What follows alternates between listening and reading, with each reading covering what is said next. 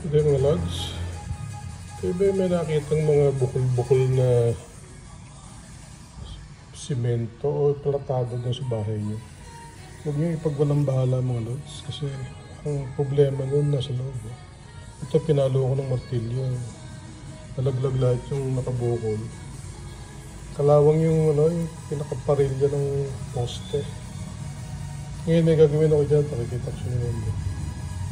Lilinisan ko lang muna mabuti para matanggal yung mga existing na kalawang. Meron pang ganito dito. Ito ko na. Ayan.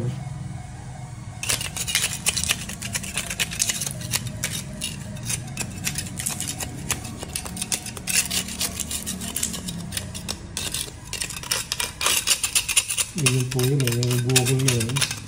May bakal, sa bakal. Nakalawang. Yung pakikita ko sa inyo, ang gagawin ko din lang.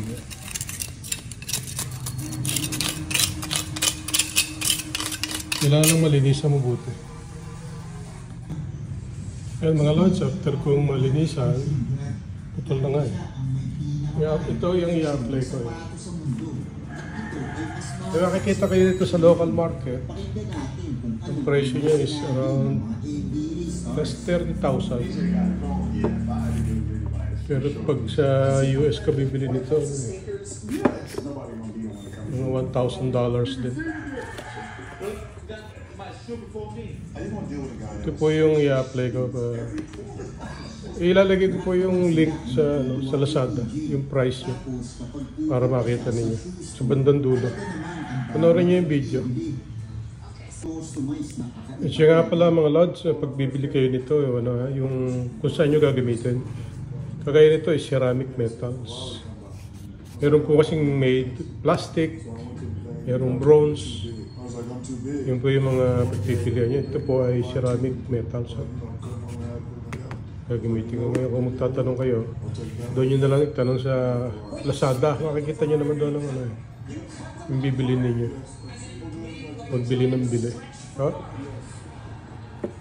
Medyo malaking halaga po kasi pagka nagkamali kayo, malaking halaga. Yan po yung laman niya. Ito yung hardener, medyo mabaho. Ito naman yung metal. Sige po, ito kayo magmi-mix muna. Ito na po yung mixture ka mga lods. Iduduktong ko ron. Naputol man yung metal na yan, wala namang problema. Kasi ito naman metal din eh. I-reinforce nyo ulit yung ano na yan. Wala na tayo magagawa dyan eh kasi post po yan. Pinaka the best niya na i-reinforce kagaya. Lalagyan po natin ang reinforcement. Ito po yung mixture ko. Magiging bakal din naman ito eh. Ito naman yung sa kabila mga lods. Tapos kong linisan ay na-applyan ko na rin siya ng Belsona.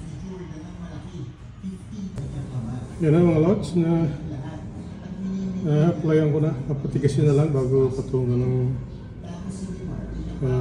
platada at masilip. Ganoon din sa kabila. Yes, sa kabila. Yan po yung mga nasa Lazada. At yan po yung mga price list niya. So ito yung kabila mga lods. Parang metal na rin siya. Tigas na rin. 45 minutes pa rin. Ito na mga lods yung itatapal kong skin coat. Nagmasa na ako. Applyan ko na, matigas na eh. Mahigit 1 hour na, 1.5 hour na.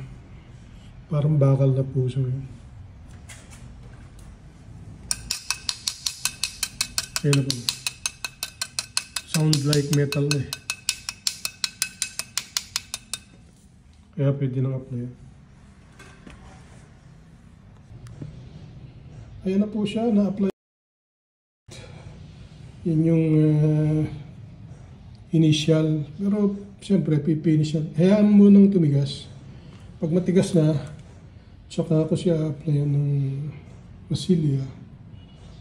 At pag tumigas ulit, liha, tapos pintura.